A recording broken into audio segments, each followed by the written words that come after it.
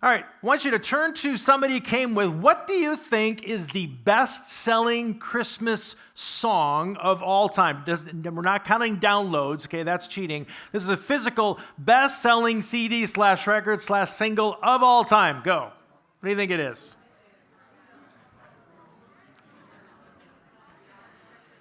Best-selling Christmas single, not counting Spotify and downloads. All right.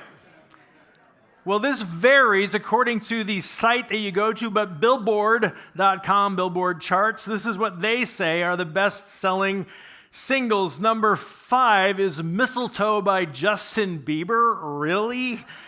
I don't get that one. Number 4 is Rudolph the Red-Nosed Reindeer by Gene Autry. Number 3 is probably what you guessed is number 1, Mariah Carey, All I Want for Christmas. She has like almost 1 billion downloads, okay? But again, we're not counting Spotify. We're just counting physical records and cassettes and tapes and CDs sold. Number 2 is Silent Night by Bing Crosby.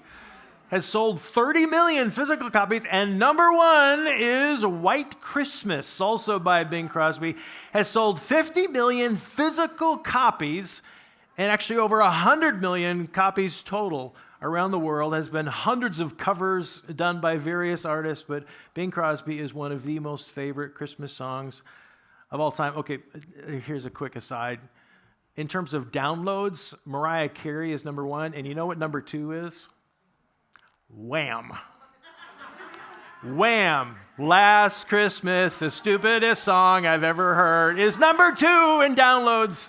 There's something just wrong about that. But White Christmas is not only the best-selling Christmas single of all time, it is actually the best-selling single, period. In terms of physical copies ever sold, White Christmas is the number 1 song in the universe. Why do you think that is? I mean, why is it? I mean, let's be honest here. White Christmas has got 54 words in it. It has no verse. It's really just a chorus sung 4 times with a few tweaks here and there. Why do we like it so much? Well, it's nostalgic, right? I'm dreaming of a white Christmas, just like the ones I used to know. Those of you who are Florida natives have no idea what that even means. Some of the rest of us know what that's like. But it can't just be nostalgia, because let's be honest, there has never, ever been a Christmas that quite matched the buildup in your head, is there? I mean, Christmas never meets your expectations. When all the presents are opened and all the food has been consumed and the house is a total disaster, there's always this Christmas letdown, right? You're sitting there and it's kind of like, almost a melancholy that sets in. So why do we love this song? I think it's because it touches on a hope and a dream and a hunger that lives deep inside each one of us. Deep inside every single person in this room and every single person on the planet, we are so hungry for, well, we don't know what exactly, but for something. Every single one of us. And the really frustrating thing is every once in a while you get just a peek at that something. You can almost touch it. You get a glimpse of it. Maybe it's when the credits are rolling at the end of a really good movie and you're sitting there and it's like, Or you're watching one of those flaming Florida red and orange sunsets and it's like, man. Or for me, I love hiking in the mountains and just breathe in that pine-scented air for a moment. Maybe you're standing on the beach and you're listening and feeling the pound of the surf, or you're standing outside looking up at the stars and the universe is so big and you are so small. And isn't it true that in that moment there's something you can almost touch and then it's gone? We're all so hungry for something. That longing certainly gets stirred at Christmas time. I'm dreaming of a white Christmas. And there's something you feel well up inside of you. But you never really get there, do you? You can feel it, but the reality never, ever equals the dream, and it usually doesn't even come close. So today we're finishing up this series called Home for Christmas.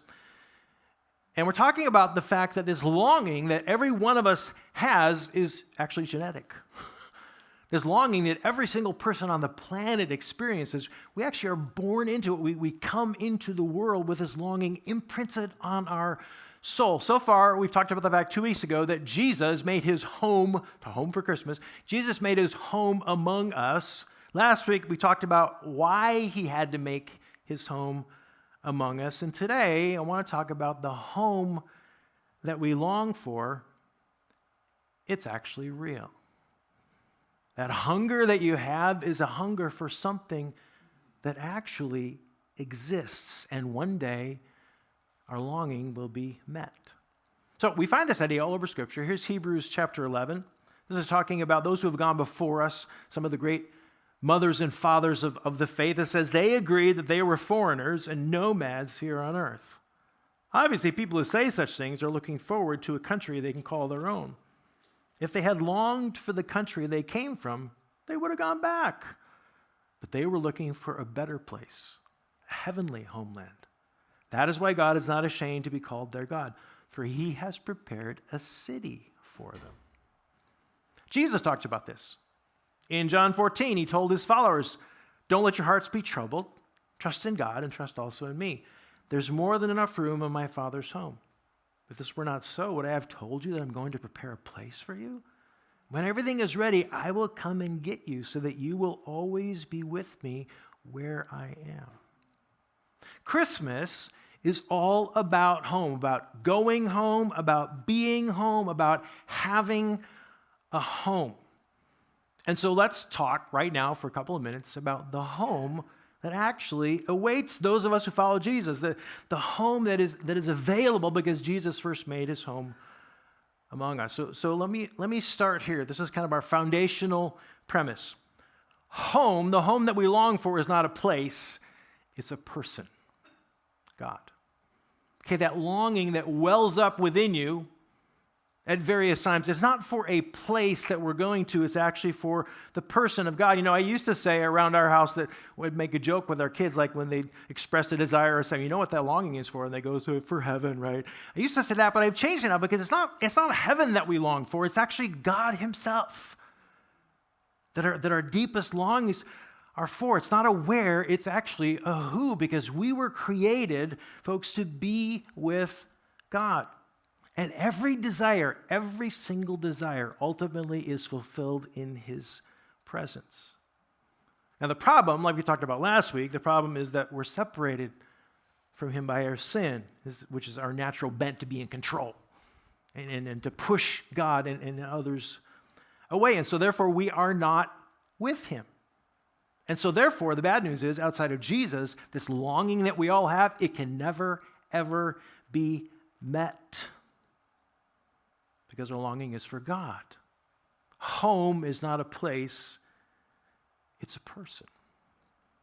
Now, if you were to tell the average person, okay, what you're longing for is actually God, I think that the average person would say, really, God? Because their vision of God is like, okay, I'm sitting on a cloud, like this Far Side cartoon. It's like, I wish I bought a magazine. Okay, I'm sitting on a cloud, there's organs playing, and there's harps, and there's white robes, and there's these cute little cherubs like this painting of Raphael, and they are bored out of their gourds, right? And then who would want to be there? Not I, nor you. Nobody wants to. I saw a t-shirt this week. I captured it. It says, heaven is boring. It's a paper airplane.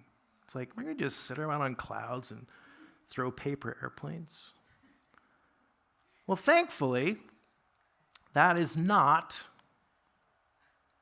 what heaven will be like. That is not what God is like. Well, what is he like? Well, let's talk about that for a second. Here's the first thing. God is the most beautiful being in the universe. God is the most beautiful being in the universe. Here's one example, Psalm 50, verse 2. From Mount Zion, the perfection of beauty, God shines in glorious radiance. Our God approaches and he is not silent. Fire devours everything in his way, and a great storm rages around him. God is the most beautiful being in the universe, and not just beautiful, but his beauty has a weight to it. Fire devours. He is not silent. Fire devours. A great storm rages around him. God's beauty has an actual force to it, a brilliance to it, a weight to it. 2 Chronicles 7 in the Old Testament talks about this as King Solomon. He built a temple for God, and this is what happens.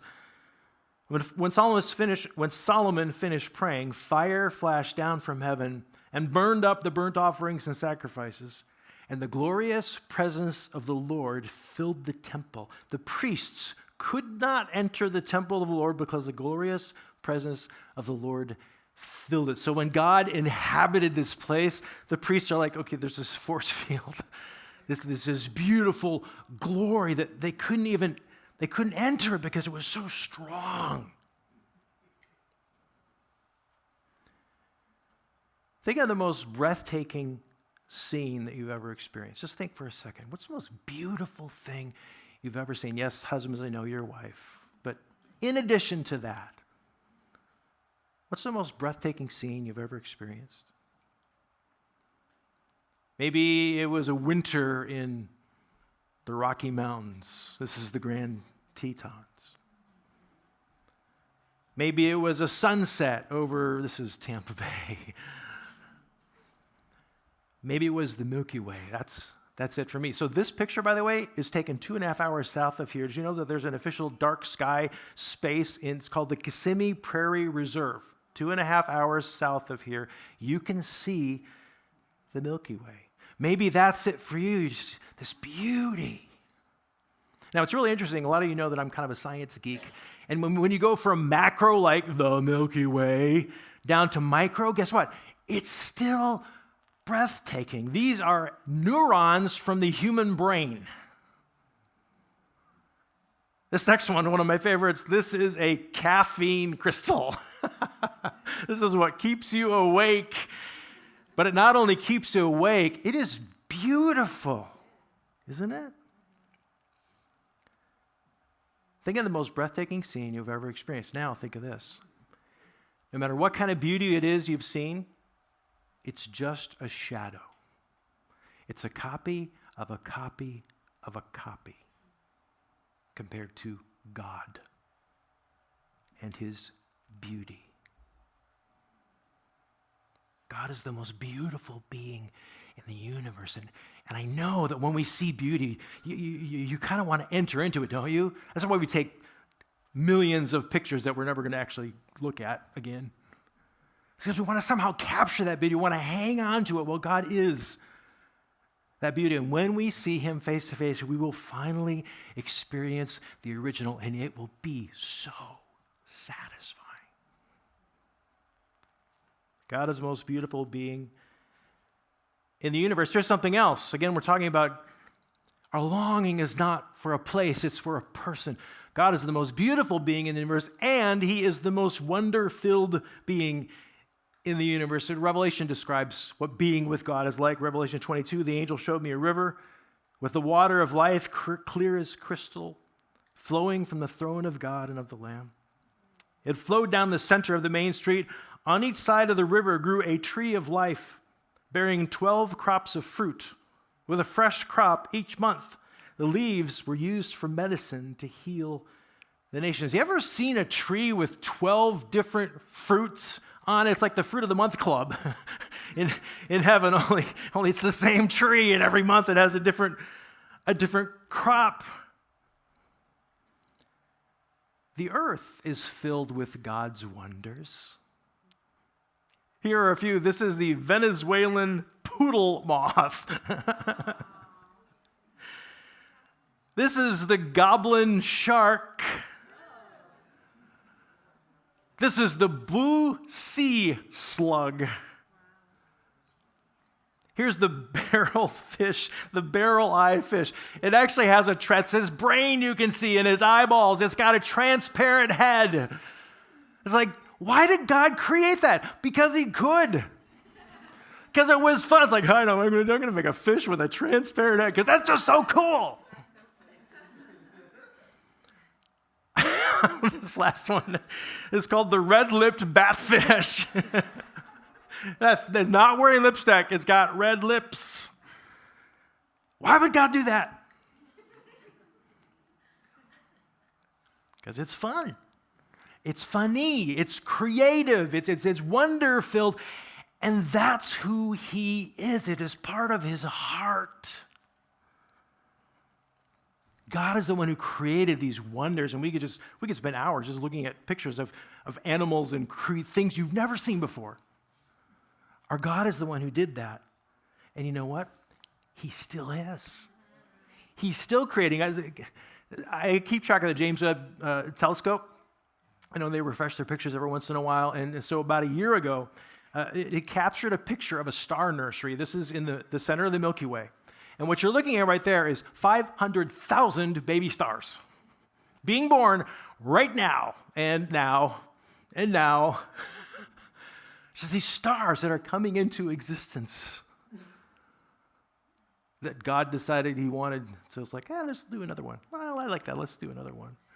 About the same time, they captured a picture of the black hole that's at the center of the Milky Way. This thing is spinning so fast that it actually bends time and space. I can't wrap my head around that, but it bends time, slows down, speeds up, I don't know. Space changes around the rim of this thing. Now, here's something else. So God is wonder-filled and he's creative, and because he is also infinite, that means that in God's presence there is infinite wonder. That means that we will never, ever fully know or understand him, and every day that we are with God, we'll experience something new about him and his creation. There will never be a moment in God's presence when we go, I saw that yesterday.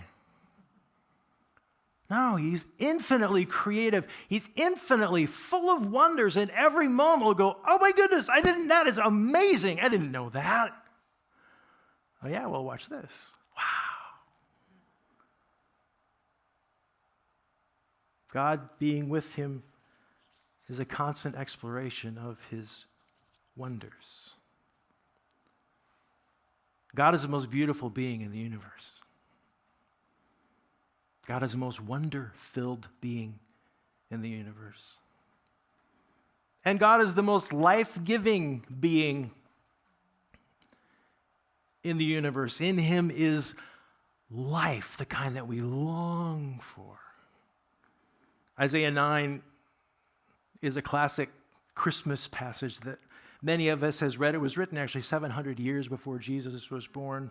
But it describes the kind of kingdom that Jesus came to bring. So what it says, for a child is born to us, a son is given to us, the government will rest on his shoulders, and he will be called Wonderful Counselor, Mighty God, Everlasting Father, Prince of Peace. Now that word peace there, Isaiah was writing in Hebrew. The word peace there is shalom. And the Hebrew word shalom, it describes the world as it was meant to be. This is the world as it was in the moment God created it. And what it means is complete, sound, well.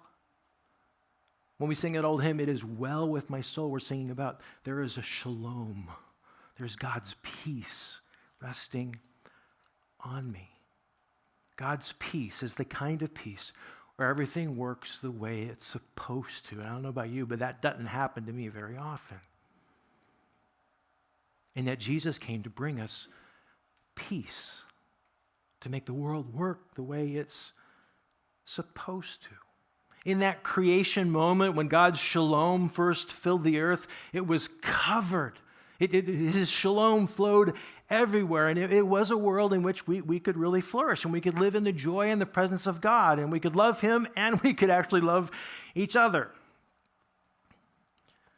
But as we all know too well, it didn't stay that way, and the shalom was broken. You know, Christmas, we talk a lot about peace, right? Peace on earth. I'd be curious to do a little study on how many Christmas carols and how many songs talk about peace around the world. But the really sad truth is we have no power whatsoever to create peace. Harvard psychologist Steven Pinker wrote a book several years ago called The Better Angels of Our Nature, Why Violence Has Declined. And what he argues in his book is that we are now living in the most peaceful era in human history. This is what he says: as a percentage of population, the number of war-related deaths has plummeted over the past 75 years. Really? Seriously? I mean, that's kind of depressing because it feels to me like there's war and violence everywhere. And you know what? There is, because even though the percentage of deaths has decreased, the number of civil conflicts has increased. Okay, so as a percentage, there's fewer people dying, but there's more people fighting. And apparently, this is the best we can do. Really. Let there be peace on earth. Well, no, not so much. On our own, we cannot have genuine shalom. By ourselves, we can never create peace, even in our own selves, much less with our neighbors or other countries or other people around the world. The best we can do is make treaties, we can form alliances, we can arm ourselves to the teeth so that nobody dares make a move because there is mutually assured destruction. There's a reason the acronym for that is MAD. We're mad at each other and the world has gone mad. And Isaiah 9 declares that the Messiah, Jesus, he's the Prince of Shalom, and that he came to restore it. In other words, Jesus is the ruler of that domain of peace, and he has the power to bring shalom to our world, to our communities, to our relationships, and to ourselves. Now, Scripture is really clear that this shalom peace will never be fully experienced until we actually see him face to face. We won't know true and lasting peace until we are with him in God's presence. But we can and we do experience some of that peace in our lives now. And then one day, in God's presence, by the power of Jesus, we will finally know peace. We'll finally be able to breathe. We'll experience the kind of life that comes not from trying really hard not to fight.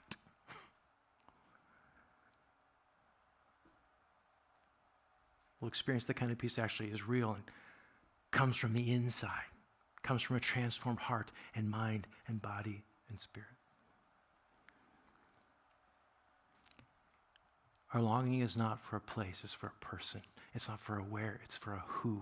And that who is the most beautiful being in the universe, the most wonder-filled being in the universe, the most life-giving being in the universe.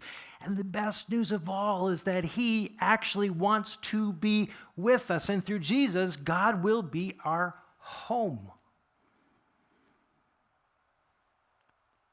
God will be our home. Back to Revelation 21. I heard a loud shout from the throne saying, "Look, God's home is now among his people. He will live with them, and they will be his people. God himself will be with them. He'll wipe every tear from their eyes. There'll be no more death or sorrow or crying or pain. All these things are gone forever."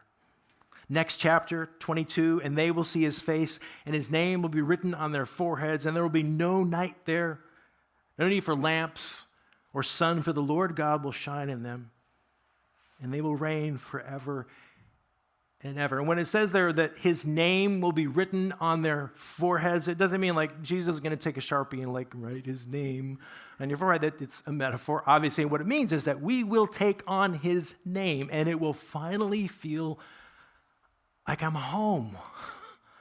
I will be in his presence. I will have his name. I will be in his house. And it will be the home that you have longed for all your life. And on that day, in that moment, you will do an involuntary face plant. Your knees will buckle because you have never experienced anything so captivating, anything so beautiful, anything so wonder-filled, anything so amazing or glorious in your whole life. And radiating from God will be joy and boldness and passion and contentment. Everything you've ever hungered for. And you will want to be near him, because the nearer you get to him, the more full you are. He will fill you and satisfy you, because God is the something, the someone that you long for at Christmas. A few years ago, Rolling Stone did an interview with Elon Musk. As what they wrote, tech entrepreneur Elon Musk has it all except love. Musk is one of the only people in the world who has started 4 separate billion-dollar companies after his divorce to his ex-wife, Justine, and his breakup with his actress girlfriend. Musk has no one with whom to share his luxurious lifestyle. Musk said, got to give him credit, he's honest, being in a big empty house and no footsteps echoing through the hallways, no one over there, how do you make yourself happy in a situation like that? He added, when I was a child, there was one thing I said: I never want to be alone. And then he whispered it again: I never want to be alone. And this is Christmas. You are not alone. You are not alone. You have a home through Jesus, who made his home among us so that we could be at home with God by the power of his death and resurrection, so we could experience God in all his fullness and in the intensity of his beauty and his wonder and his life and his peace. We can be home. And you know what? The knowledge that that's where we're headed through Jesus, the knowledge that that's our future, it can bubble over, it can overflow into our lives now. And when we allow it to, it fills us with hope and healing and purpose.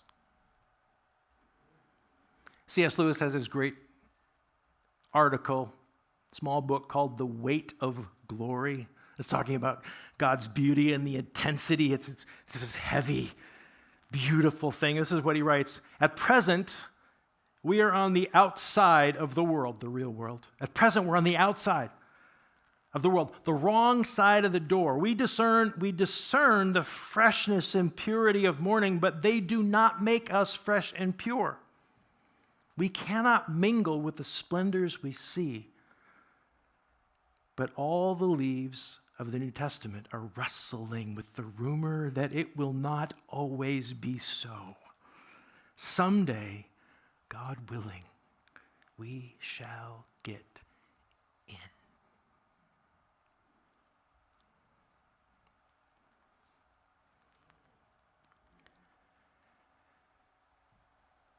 How do you need to respond to this truth? That the home you long for is not a place, it's a person. And that person is the one who meets every one of your deepest desires. What's your next step? Here's one I can think of. Start noticing the beauty. Notice the beauty around you. Next time you see something beautiful, it could be when you're unwrapping presents or you see kids or grandkids or a loved one and you have just this moment where you go, oh, beauty. Stop and notice it and let it draw you to God. And sometimes what I would practice is to simply say, oh, God, that is so beautiful. It reminds me of your beauty and how hungry I am for you. Cheesecake. I'm eating Christmas cheesecake. It's like, God, this is so good, but you're even better. Okay, so this is a spiritual discipline. Actually stop and notice the beauty. And let it be a springboard for you to worship and to say, God, I'm so hungry right now for you after this cheesecake. You. Here's something else. Maybe right now you are consumed with worry or stress. Or maybe you could even say that you feel at war with yourself or somebody else. Well, know this, Jesus is the Prince of Peace. He came to bring shalom. He came to bring his life, not only someday in his presence, but also now in the midst of whatever you're facing. And so take whatever that is and give it to him, and then receive his peace. Jesus, I'm so disturbed right now. And so I give you this trouble again. Would you replace it with your shalom? As much as I can experience it now. Here's a third response. Maybe you're homesick. Maybe right now, for whatever reason, you're really in touch with your longing. There have been many moments over the last few days or weeks when it's like, there's just something. It's almost there. That God-given hunger. Well, okay, so when you experience that, acknowledge it. And then remind yourself that through Jesus, you are not alone. You have a home to look forward to. The home that you've always dreamed of. Anticipate it. And let that future overflow into your now, into your present.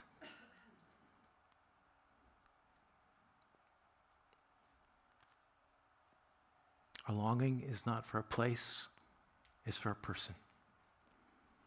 The most beautiful, wonder-filled, life-giving being in the universe, who also happens to love you so much that he made his home among us and died for us and rose from the dead so that he could bring us home. Let's pray.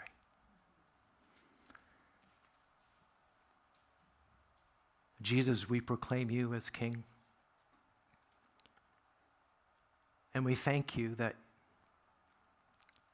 you are the most beautiful being in the universe. You are the most wonder-filled. You are the most life-giving, and that you offer to share yourself with us. And I pray that over the next few days, as we all celebrate Christmas in the various ways and traditions that we have, that we'll take a moment and stop and enter in to the beauty and the wonder and experience your life and your peace. Jesus, you are the one who satisfies our deepest longings. And so over the next few days, as we experience various moments of longing, would you remind us that the longing really is for you? Would you bring us peace in the midst of war and certainty of a home in the midst of being homesick?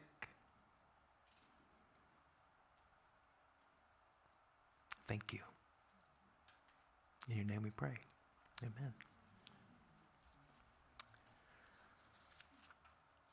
Some of you we will see on Tuesday night at our Christmas Eve bonfire. The rest of you, Merry Christmas. Would you stand and receive a blessing, please? A benediction.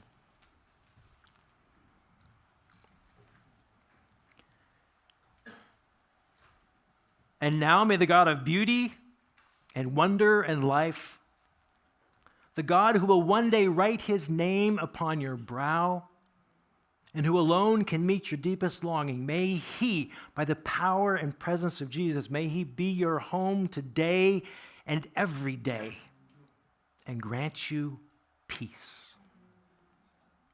Merry Christmas.